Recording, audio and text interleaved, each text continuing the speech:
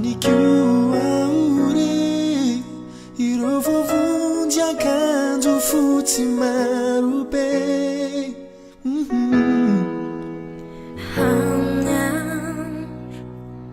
Isifahuriambe naminugusiyaw nam fifaliambe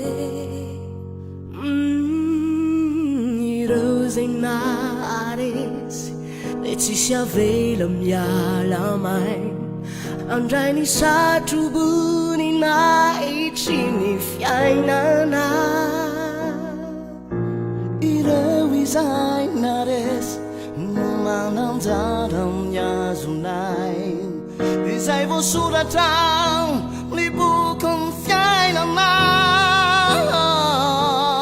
Vovonjy anao miaraky isika iray tanjona tafita hitondram-bavaka anao ho any an-danitra izao sanao. vovonjy anao miaraky isika iray tanjona tafita hitondram-bavaka anao ho any an-danitra izao sanao.